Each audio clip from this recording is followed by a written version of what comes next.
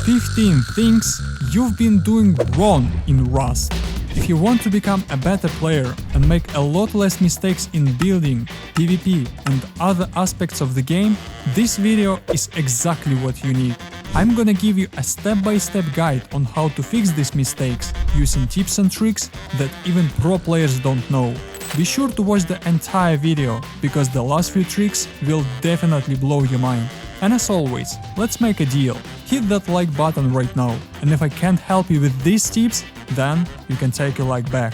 Damn good deal. Door campers are one of the biggest problems in Rust. I've already shown how to make a system that will let you know if there's someone near your base. But what if you still want to get outside? If you don't want to lose your base, you need an automatic door closing system. And it's very easy to make.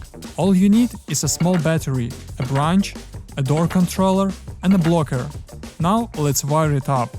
Connect the battery to the door controller and close the door. Next, use a pass-through to connect the door to the blocker. From the blocker, run a wire to the branch, and from the branch to the blocker pass-through. This is a very simple scheme that every solo player should use. You should end up with a blinking garland like this. And finally, run a wire from the branch out to the door controller, and your door closing system is ready. Now, every time you want to open the door, it will automatically close in a second, allowing you to leave the base without anyone getting inside. But if you want to save electricity, you'll need another branch. Place it somewhere near the battery, remove the wire and connect it to the branch. Change branch power to 3 units and run a wire from the branch out connection to the door controller. Now your improved system uses only 3 units of power, allowing it to run for a whole day without recharging. That means that even if you get killed by door campers, you'll definitely save your loot, because the door will close instantly. But if you don't want to make a whole system just to get out of your base, you can use a siren light. If you attach it to the side of the doorway, like I'm showing, the siren light will block the entrance after you open the door. Thanks to this simple trick, no one will be able to get into your base, unless they break the door or siren light. However, if you don't even have a siren light, you can use the game's features. Place a large or small box in front of the door, build a half wall in the middle, and attach a shelf to it. Next, break the half wall and ceiling, and watch the magic.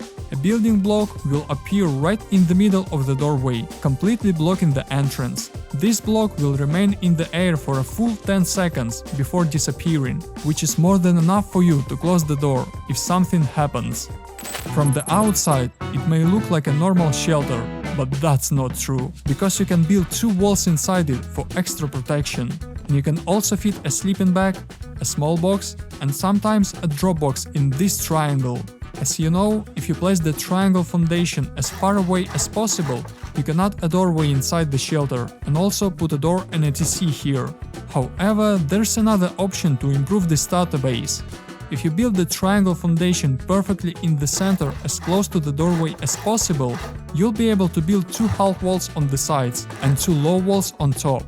You can build the shelters near the main monuments for quick respawns, which will give you an advantage in PvP in these areas. If you're tired of a clan that lives next to you and won't let you play, instead of camping them with a double barrel, you can use this bad boy. Let me show you what I mean. You can use a bicycle or motorbike to completely block the gate. If you ride your bike up to the gate and put it in a corner like I'm showing you, the gate will just break and won't open from the outside or inside until someone destroys your bike. So with such a simple trick, you can ruin an entire clan's wipe by blocking them in their base. And if you also want to raid this clan to destroy them completely, code raiding is your best choice. But instead of throwing a bunch of sleeping bags around the base and waiting 300 seconds each time after using them, it's better to use a camper model. If you use a bed in a camper, you can instantly use it after you die without waiting 300 seconds, like with a normal sleeping bag, or 60 seconds like with a normal bed. As you can see on the map, the timer on the sleeping bag hasn't passed yet, but I can already use the bed in the car. And now, if I move to another seat and take another bed, I can use it again immediately without waiting 300 seconds. I'm not kidding, look for yourself.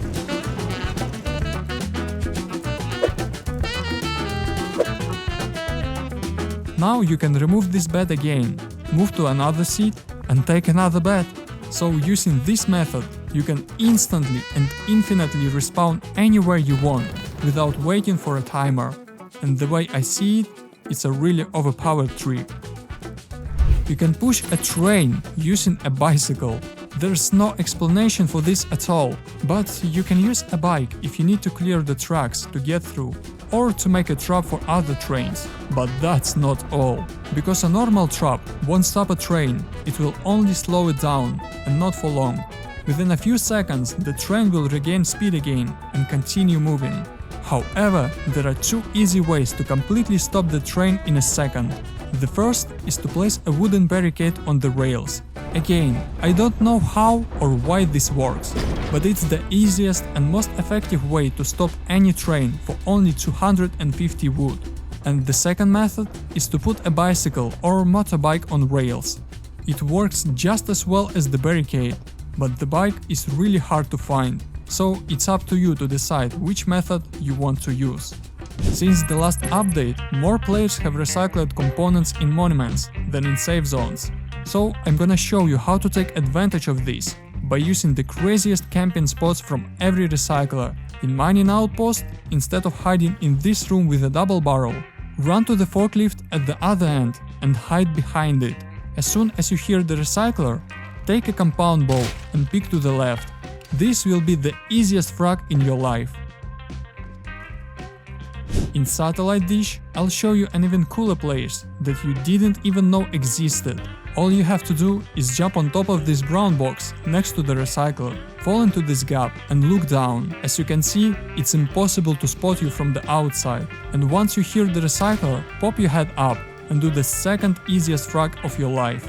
Now let's move to the gas station, and I have something to surprise you here as well. Instead of hiding on top of the tires in this corner near the recycler, where you need to control 3 different entrances, which is almost impossible, go to the back of the store, climb up the ladder and head to this corner. Next, fall directly into this bush on top of the fence. From here, you can control the main entrance to the recycler, while being almost impossible to spot. The next one is my favorite monument. It's a lighthouse. Here you'll need a compound bow again. What you need to do is hide behind this box, and anyone who jumps in here will most likely not be able to see you, especially if you don't have anything on your back. As soon as you hear the recycler, grab a compound bow and stand up. Another easy frag is guaranteed for you. And the last one is a supermarket. If you go through this door on the left, you can actually get on top of this locker and camp either door, depending on which one your enemy is coming through. Speaking from personal experience, it's very hard to spot you here, so it's almost always an easy frag for you. And this is the most overpowered trick that changes the mechanics of the game and allows you to loot the launch site without cars, but there are some conditions. First, you need a motorbike, and second, you still need to use the cars once to get into this building. Once inside, you need to go through the double door and turn right. Then go past the stairs and turn right again into this door. Once you're in this room, you'll need to drive up as high as you can on top of these boxes, so that the front wheel touches the window, just like this. Now you can go outside and get inside this building using the bike. The main thing is not to push it, otherwise you won't be able to use it anymore. What was the most helpful tip in this video? Write about it in the comments below. And if you're looking for a new base, then 2x1 is the most common base in Rust. But when it comes to mid-game, you may be confused. How to expand this base, how to make a shooting floor, how to build a bunker,